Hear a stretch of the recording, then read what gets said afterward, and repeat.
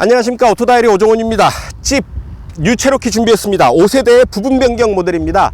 가솔린 엔진과 디젤 엔진을 적용한 모델들이 있는데요, 우선 국내에는 가솔린 엔진을 적용한 모델을 투입을 하고 하반기에나 디젤 엔진을 들여올 예정이라고 합니다.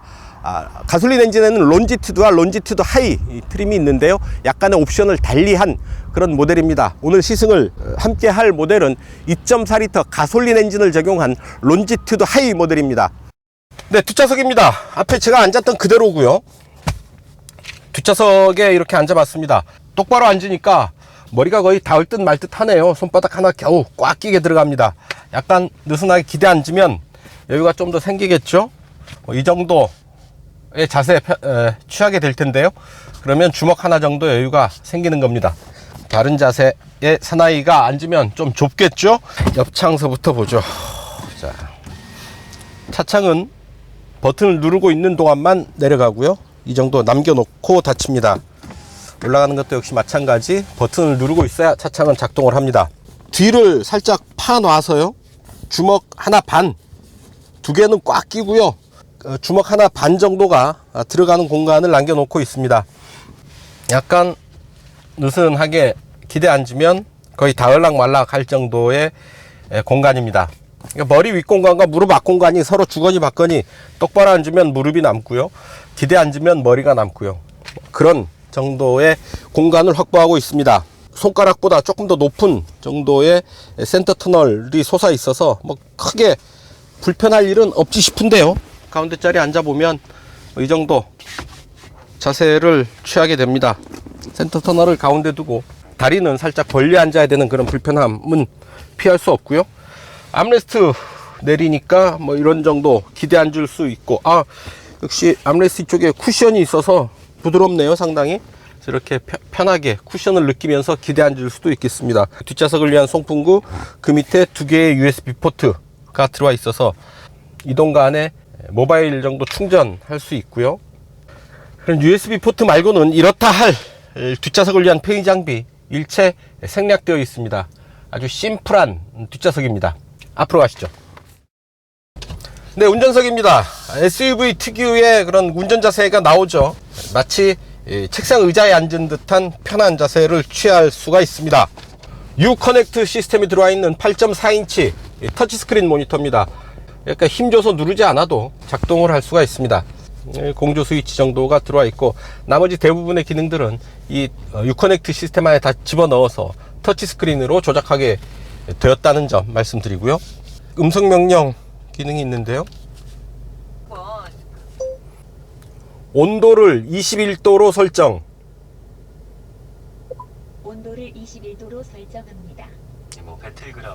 자, 이렇게 실내 온도까지 음성 명령으로 조절을 할 수가 있습니다. 굳이 운전하다가 이 버튼 조작하느라고 신경을 딴 데 쓸 필요 없이 간단하게 버튼을 누르고 명령을 하면 된다라는 얘기죠. 한글화가 아주 잘 되어 있어서 아주 편하게 사용할 수가 있습니다. 그냥 수입차라고 뭐 영어를 해야 되는 거 아니야? 뭐 그런 생각하지 마시고요, 그냥 편하게 대화하듯이 음성 명령을 사용을 하면 되겠습니다. 나파 가죽 시트를 적용을 하고 있고요, 버킷 타입의 시트입니다. 몸을 잘 잡아주고 있고, 변속 레버 옆에 셀렉트 레인 조절 레버가 들어와 있는데요, 오토, 스노우, 스포츠, 샌드, 머드 이렇게 조절을 할 수가 있겠습니다. 샌드 앤드 머드 이 부분은 오프로드 모드라는 얘기가 될 테고요, 오토, 스노우, 스포츠 정도를 온로드해서 선택할 수가 있겠습니다. 자, 그리고 스티어링 휠은 2.5회전 하죠. 자, 이렇게 됐죠. 하나, 둘, 약 2.5회전 정도 합니다. 차체 크기에 비해서 타이트한 정확한 조향을 기대할 수 있는 그런 조향값이 아닐까 싶습니다. 자, 이로 선루프가 시원하게 들어와 있고, 자, 센터 콘솔은 상하로 분리되어서 사용할 수가 있고요, 제법 넓은 공간을 쓸 수가 있는데 그 안에 USB 포트와 12V 전원구가 들어와 있습니다. 그리고 동전을 수납할 수 있는 동전 홀더도 들어와 있는데요.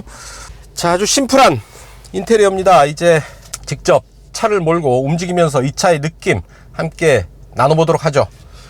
자, 안전띠를 매고요.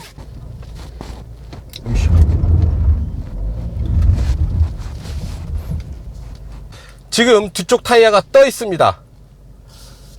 뒤쪽 운전석 대각선 뒤쪽 타이어가 떠 있는데요. 그럼에도 불구하고 차가 움직이는 데는 크게 지장이 없습니다. 그리고 좌우 독립식 서스펜션을 적용을 했죠. 차가 많이 기운 듯 하지만 밖에서 보면 상당히 수평을 잘 잡고 있고요. 옆 도로의 경사각에 비해서 차체는 훨씬 그 낮은 각을 보여줌으로써 그만큼 차체의 수평을 잘 유지해주고 있음을 알 수가 있습니다. 아주 잠깐 이런 그 거친 경사면을 경험을 해보는 것만으로도 이 차의 성격, 어떤 성능, 능력 이런 부분들을 맛볼 수가 있는 거죠. 워낙 그 기라성 같은 라인업이죠. 집 라인업이 그랜드 체로키, 집 랭글러 뭐 워낙 유명한 모델들이다 보니 이 체로키는 약간 그늘에 가려진 그런 느낌이 있죠. 하지만 체로키 역시 찝의 혈통을 이어받은 정통 지프의 맥을 잇는 그런 모델입니다. 아이고, 그래도 얌전하게 차가 딱 멈추니까 시동이 딱 꺼집니다. 아이고, 스티어링 휠 돌리니까 바로 시동이 걸려버리네요. 약 8인치 정도 되는 모니터입니다.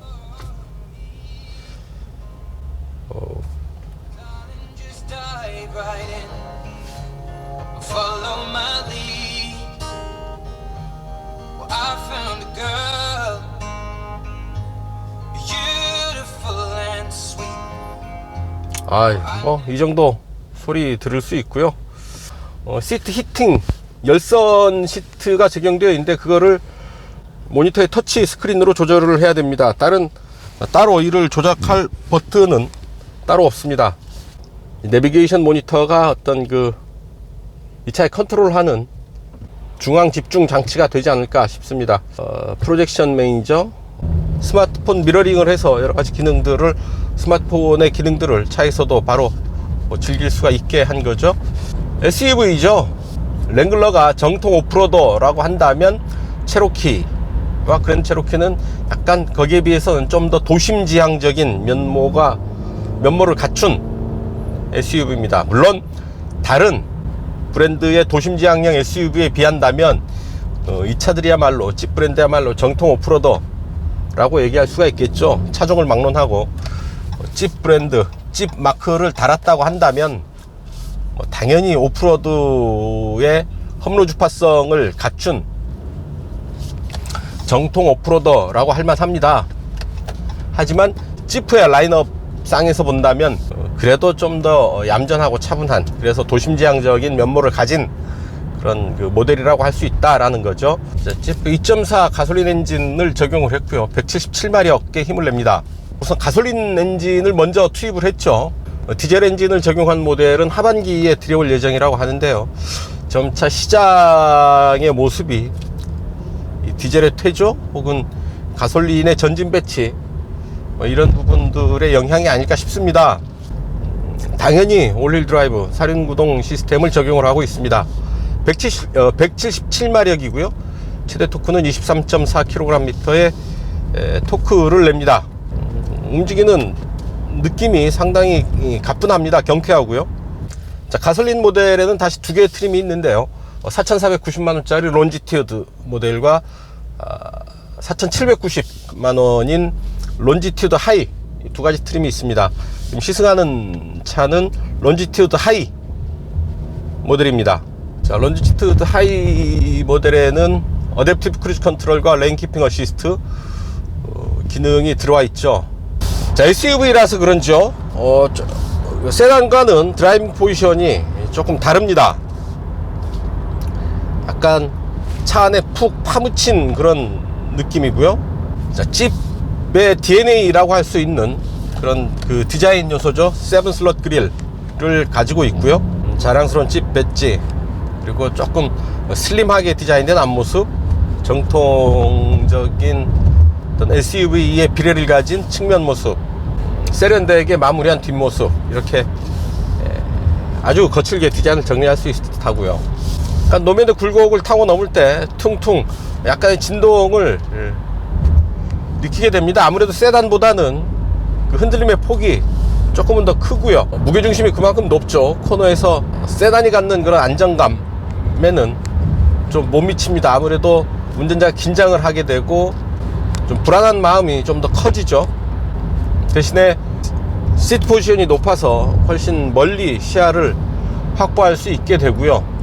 심리적인 안정감이랄까요, 운전을 하는데 좀 더 보탬이 되는 부분은 있습니다. 결국 득이 되는 부분도 있고 좀 실이 되는 부분도 있다 라는 겁니다.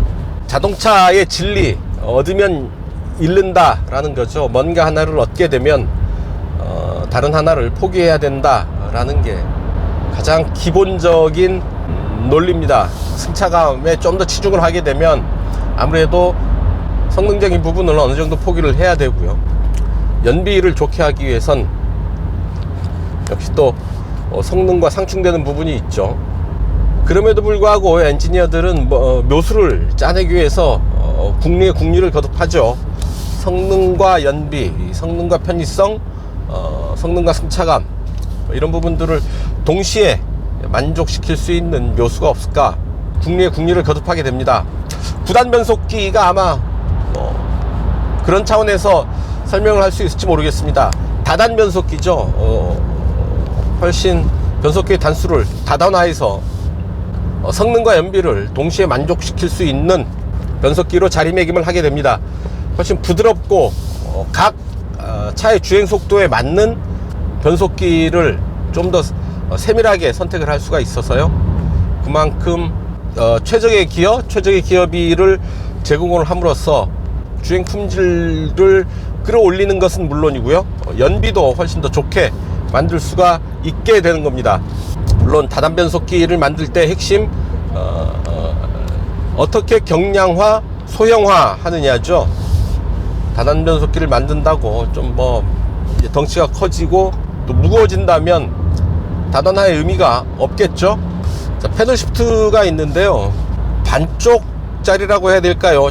스티어링 휠의 윗부분으로만 걸쳐져 있습니다. 눈으로 보이는 부분이 패들 시프트의 전부라고 해도 좋을 만큼 패들 시프트가 위로 살짝 모습만 드러내 있고요. 그 아래쪽은, 패들 시프트의 아래쪽은 다른 버튼들이 들어와 있습니다. 음량 조절 버튼과 방송 선택 버튼이 좌우로 들어와 있어서 패들 시프트는 그냥 눈에 보이는 부분이 전부입니다. 그래서 이거를 조작하기 위해서는 스티어링 휠을 손을 조금 더 위로 올려 잡아야지 패들 시프트를 조작을 할 수가 있습니다. 운전석이 높아서 아무래도 노면의 이런 굴곡을 따라서 차가 흔들리거나 출렁거릴 때 그 느낌이 좀 더 직접적으로 그 느낌을 만나게 됩니다.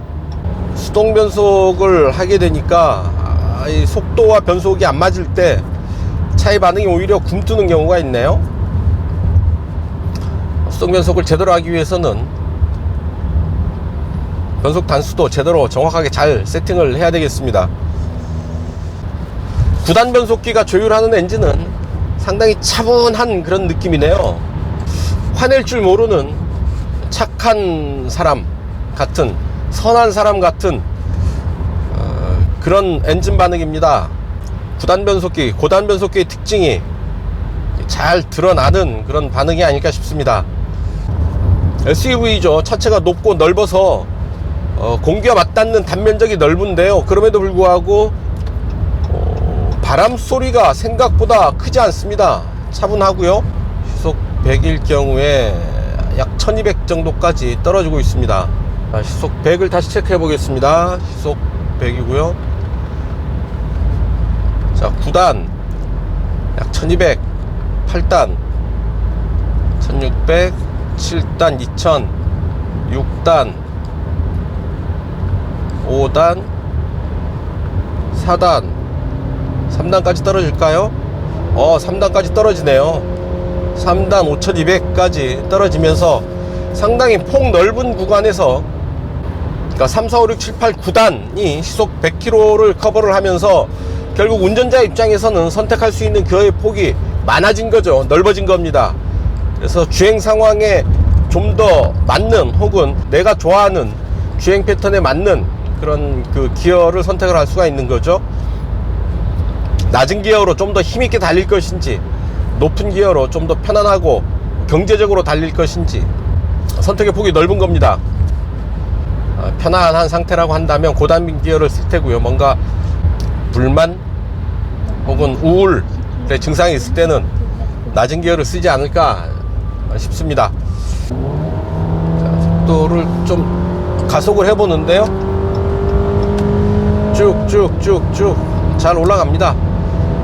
자, 가속 페달에 킥다운 버튼은 없고요.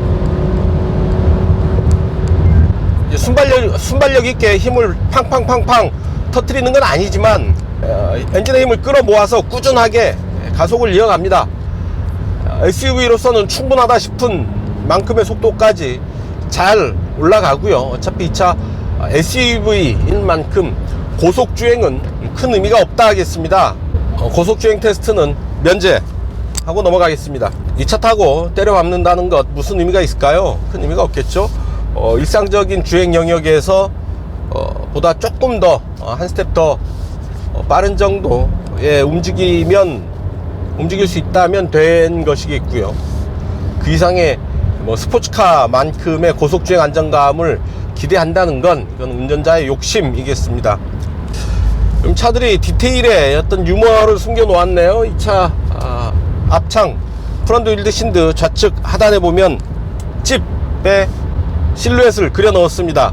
오리지널 찝이죠. 군용 찝의 모습을 그려 넣었습니다. 언뜻 볼 때 눈에 걸리는데요. 재밌네요. 그렇게 조용하다고 할 수는 없네요. 적당한 흔들림이 느껴지지만 그게 마이너스 요인이라고 생각되어지지는 않습니다. 조용하고 흔들림이 덜한 차를 원하는 사람이 이 차를 체로키를 살 일은 없기 때문이죠. 체로키를 산다고 한다면 어느 정도 승용차보다는 조금 더 흔들리고 시끄러울 수 있다라는 걸 각오한 사람들이 그런 사람들이 이제 체로키를 사지 않을까 싶은데요. 그렇다면 그런 분들이 기대하는 건 뭐냐? 역시 오프로드에서의 성능이 아닐까 싶습니다. 온로드에서 아주 약간의 불편함을 감수하는 대신에 오프로드에서 훨씬 더 탁월한 성능을 기대한다라는 거죠. 높은 지상고와 사륜구동 시스템을 바탕으로 한 오프로드에서의 무한한 활동성을 기대하는 사람들이 이런 찝 브랜드의 고객이 되는 거죠. 아주 거친 혹은 없는 길을 만들어가는 정도라면 랭글러를 택해야 될 테고요.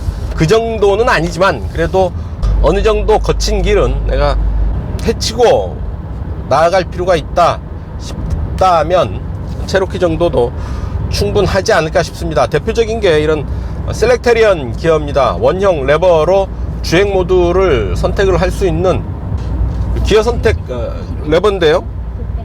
주행 모드를 택할 수가 있고요. 샌드나 머드 노면 상태에 따라서 셀렉트레인 기어를 선택을 하면 됩니다. 별도로 풀타임 사륜구동이어서 사륜구동을 해제하고 이륜구동으로 달린다든지 로우 모드가 없죠. 그래서 좀 더 편안하게 운전자가 이것저것 판단하고 생각할 필요는 없이 편안하게 다룰 수 있는 사륜구동 시스템인 것 같습니다. 앞에 맥퍼슨 스트럿, 뒤에 멀티링크 방식의 서스펜션을 적용을 하고 있습니다. 차의 흔들림을 어느 정도 잘 잡아주고 있고요. 차의 높이에서 오는 그런 흔들림을 완전히 퍼펙트하게 억제하는 건 아니지만 맥퍼슨 스트럿과 멀티링크 서스펜션이 차의 흔들림을 어느 정도 잘 완충하면서 잡아주고 있습니다. 일상주행 영역에서 그렇게 크게 거부감 없이 차와의 일체감을 느낄 수 있을 듯 합니다. 사륜구동 시스템을 좀 단순화했다라고 볼 수가 있는 게 일단 L 모드가 없죠. 로우 기어가 없습니다. 셀렉트레인 시스템을 적용을 했는데요. 주행 모드를 오토, 스노우, 스포츠, 샌드 앤 머드 정도로 단순화해서 적용을 하고 있습니다. 결국 샌드 앤 머드가 오프로드 모드가 되겠죠. 그럼 오프로드와 스포츠, 스노우, 자동 네 가지의 주행 모드를 선택을 할 수 있다라는 거죠. 사륜구동을 해제한다든지 그래서 파트타임으로 사용을 한다든지 로우 기어를 선택한다든지 하는 기능은 생략되어 있습니다. HDC 등 이제 다운힐 어시스트, 내리막길 정속주행 장치 이런 부분들도 생략되어 있고요. 그래서 사륜구동 시스템을 적용을 하고 있지만 가장 기본적인 형태로 적용되어 있어서 오히려 일반 운전자 입장에서는 그런 부분이 좀 더 사용하기 편할 수도 있겠다라는 겁니다. 이제 언제 로우 기어를 넣고 언제 하이 기어를 넣어야 되는지, 샌드, 머드, 초지, 락, 뭐 도대체 어떤 상태에서 어떤 기어를 선택을 해야 되는지, 어떨 때는 사륜으로 가고 어떨 때는 이륜으로 가야 되는지 도저히 나는 모르겠다, 종잡을 수 없다, 그거를 일일이 선택하는 게 나한테는 너무 버겁다 라는 소비자라고 한다면 이처럼 간편화한 사륜구동 시스템이 오히려 도움이 될 수가 있죠. 자, 그래서 이 차는 온로드에서 그렇게 과속할 필요는 없을 듯 하고요. 그렇게 빨리 달리기 위해서 만들어진 차가 아니기 때문에 그렇죠. 연비가 엄청 나빠질 테고요. 이 차 타고 과속을 한다고 하면 공기의 심한 저항을 피할 수 없게 됩니다. 이 차의 연비는 9.2km/L입니다. 그래서 썩 좋다고 할 수 없겠죠. 5등급입니다. 이제 적당히 빠른 속도에서 만족할 수 있어야 하고요. 이 차를 타는 또 다른 재미는 오프로드에 올라서서 느껴야 하지 않을까 싶습니다. 하지만 재미있게 달릴 수 있는 오프로드가 한국에는 그렇게 많이 남아있지 않다라는 게 안타까운 사실이죠. 꽤 빠른 속도로 돌아나가는데 잘 돌아나갑니다. 약간 차 높이가 있어서 이렇게 기우는 느낌은 있는데요, 불안함은 크지가 않습니다. 자, 이 차에는 앞뒤로 225 225 60R 17 사이즈의 미쉐린 타이어가 장착되어 있습니다. 17인치 사이즈인데 60 시리즈를 적용을 하고 있죠. 50이나 55 시리즈도 아니고요, 60 시리즈를 적용을 하고 있습니다. 사이드워를 좀 높게 세팅을 한 건데요, 그래서 이런 온로드에서 코너에서 좀 과격한 코너에서 차가 낭창거리는 그런 느낌을 받을 수 있습니다. 승차감은 조금 소프트한 그런 느낌을 줄 수가 있고요. 하지만 이 60 시리즈 타이어는 온로드에서의 그런 느낌 플러스 오프로드에서의 반응까지 감안한 그런 타이어 선택이 아닌가 싶습니다. 온로드에서는 조금 부드럽고 조용한 그런 반응을 기대할 수가 있겠고요. 오프로드에서 노면의 어떤 그 거친 충격을, 서스펜션은 물론 타이어도 어느 정도는 같이 흡수해주는 그런 효과를 기대할 수가 있습니다. 대신에 급핸들 조작, 급회전, 급제동 이런 부분들을 할 경우에 타이어에 무리가 많이 가게 되죠. 그런 부분들은 바람직하지 않고요. 심하면 타이어가 파스난다 그러죠. 타이어가 찢어져 버릴 위험성도 어느 정도는 있습니다. 장단점이 있는 타이어라는 것 알아두셔야 할 것 같고요. 자, 가솔린 엔진이죠. 좀 더 조용하고 순발력 있는 반응을 기대할 수가 있을 텐데요. 저속에서는 좀 조용하다 싶은데 속도가 어느 정도 올라오면 엔진 소리도 어느 정도 들리고요. 특히나 이제 고회전으로 치고 올라가기 위해서는 상당히 좀 그 힘을 쥐어짜는 그런 느낌을 받게 됩니다. 못 달리는 건 아니고요, 잘 달립니다. 고속까지 SUV로서는 참 대견하다 싶을 정도의 속도까지 잘 달려주는데 굳이 그럴 필요가 있겠냐 싶은 거죠. 역시 차체가 높다 보니까 속도감도 제법 느끼게 되고요. 체감 속도와 실제 속도 사이의 차이는 거의 없다고 보면 되겠습니다. 달리는 만큼 느껴진다 라는 얘기고요. 이렇게 힘을 쓰면 힘쓰는 만큼 엔진 사운드도 따라서 올라갑니다. 다만 9단 자동 변속기를 적용을 하고 있어서 그나마 힘을 아주 적절하게 효율적으로 사용할 수 있겠다 라는 기대는 할 수 있겠습니다. 속도를 좀 올리니까 바람 소리가 커지는데요, 지붕 위로 넘어가서 뒤에서 힘으로 치는 이런 바람 소리들 제법 크게 들립니다. 스포츠 모드는 큰 의미는 없을 것 같습니다. 강해진 그런 느낌을 어느 정도 받기는 합니다만 이 차 타고 스포츠 드라이빙을 할 거는 아니죠. 잘 어울리지가 않습니다, 이 차와 스포츠 모드는. 그래서 굳이 이 스포츠 모드를 택할 거는 없지 않겠나 하는 생각입니다. 셀렉트 레인 레버는 오토에 두시고, 한겨울에 눈이 내릴 때 스노우, 오프로드에 들어서면 샌드 앤 머드 정도로 선택을 하시고 운전하면 좋지 않을까 싶습니다. 스포츠 모드는 글쎄요, 썩 이 차에는 어울리지 않는 느낌입니다. 여기서 이제 좀 타이트한 코너를 타서 들어가 보도록 하겠습니다. 아무래도 코너가 깊어지니까 부담은 확 되네요. 차가 많이 기울어지는 느낌도 있고요, 속도도 그렇게 많이 올리기는 부담이 큽니다. 차체가 높아서 아무래도 코너에서 좀 과하게 몰아치기에는 운전자의 역량이 많이 부족했고요, 불안감도 조금 컸습니다. 차도 많이 기울었고요, 게다가 60 시리즈 사이드월이 높은 타이어여서 약간 그 낭창거리는, 약간 그 눌리는 그런 느낌도 있었습니다. 이 차 타고 코너링은 좀 보수적으로 안전하게 해야 되지 싶습니다. 자, 차가 멈추면 시동도 꺼집니다. 자꾸 이런 차를 타게 되면, 찝을 타게 되면 생기는 버릇 중에 하나가 이렇게 길을 가다가 샛길로 자꾸 빠지게 됩니다. 자, 이런 오프로드를 살짝 들어와 봤는데요, 벌써 노면에서 자잘하게 소리가 타닥타닥 튕기면서 올라오죠. 근데 뭐 잘 갑니다. 아유, 이게 갈 수가 있을래나?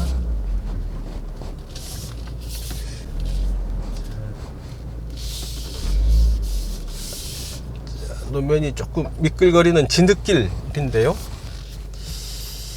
자, 내가 이거 지금 실수를 하는 거 아닌가 모르겠습니다. 그래도 가보겠습니다. 자, 으이크.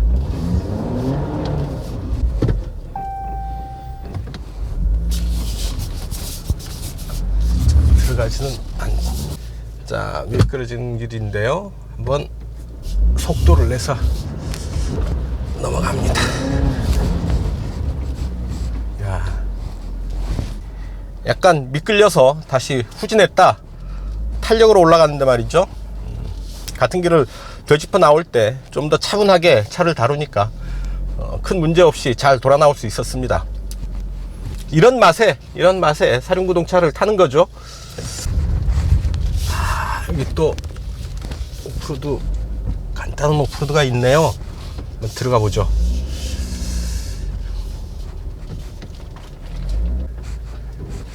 뭐 길이 있으니 길이 낫겠죠. 이제 되돌아갈 수 없습니다. 차를 돌려서 나와야 되니까요, 갈 때까지 한번 가보죠. 터덜 잘 갑니다. 자칫 돌아오지 못할 수가 있습니다. 이 정도 하고 돌릴 수 있는 데서 한번 돌리고 다시 돌아 나가는 걸로 하겠습니다. 차가 아주 많이 기울었죠.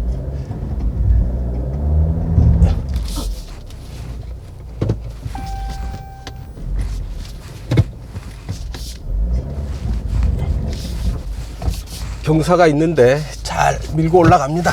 코스 재미있는 길들이 제법 있네요. 적당히 무거운 듯 또 적당히 가벼운 이런 오프로드는 상당히 재미있게 탐험할 수가 있겠습니다. 자, 이 정도 하고 이제 빠져나가죠. 자, 오프로드를 사륜차를 시승을 할 때 이렇게 오프로드에 들어가게 되면 참 재미는 있는데요, 뜻하지 않게 중간에 또 난처한 상황을 만나는 경우들이 왕왕 있습니다. 그래서 최대한 좀 몸을 사리게 되는데요, 나름 재미있게 아주 가벼운 오프로드 경험하지 않았나 싶습니다. 약간 이게 턱이 진 오프로드인데요, 아주 거뜬하게 올라섭니다. 크게 힘쓸 것도 없고요, 전후 좌우가 작게 다른 노면 상태인데요, 큰 단차를 아무 문제 없이 그냥 속도만 조금 줄어들 뿐이죠. 거침없이 이런 오프로드들을 움직일 수가 있습니다. 흔들 하면서도 차가 딱 그립을 유지하고 있다는 것을 알 수 있습니다. 노면을 딱 그래도 부여잡고 달리는 느낌이 있다라는 거죠. 사륜구동 시스템의 그런 느낌이 전해옵니다. 샌드앤드 머드 기능을 하니까 좀 더 엔진 RPM을 좀 높게 쓰는 그런 느낌이 있네요. 크게 거칠지 않은 자잘한 오프로드지만 좀 더 안정적으로 잘 달릴 수 있는 게 이런 사륜구동 차들의 특징입니다. 자, 단도직입입니다. 스티어링 휠에 올라와 있는 어댑티브 크루즈 컨트롤과 스피드 리미터 버튼이 서로 흩어져 있습니다. 3개의 버튼이 있는데요. 어댑티브 크루즈 컨트롤 꺼짐, 켜짐, 준비 버튼이 하나 있고요. 그리고 하나는 스피드 리미터 버튼입니다.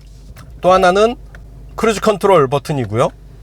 자, 크루즈 컨트롤, 어댑티브 크루즈 컨트롤, 그다음에 스피드 리미터, 이게 3개의 버튼이 제각각 자리를 잡고 있어서 운전자가 일목요연하게 조작하기가 뭔가 좀 이게 3개의 버튼 직관적으로 사용할 수 있도록 통폐합해서 재배치해야 되겠습니다. 네, 지금까지 뉴 체로키 시승을 했습니다. 성능과 상품성이 딱 좋은 수준에서 세팅된 차가 아닐까 싶습니다. 온로드는 물론 오프로드에서 어지간한 길은 움직일 수가 있겠고요. 오프로드라고 해도 그곳이 적어도 길이라고 한다면 뉴 체로키는 거침없이 움직일 수 있었음을 직접 확인할 수 있었습니다. 17인치 60 시리즈 타이어도 온로드와 오프로드에서 잘 움직일 수 있도록 감안한 계산된 타이어 선택이 아닌가 싶고요. 스포츠 유틸리티 비클 SUV의 기능성을 합리적인 수준에서 잘 매치시킨 그런 아메리칸 SUV가 아닌가 싶습니다.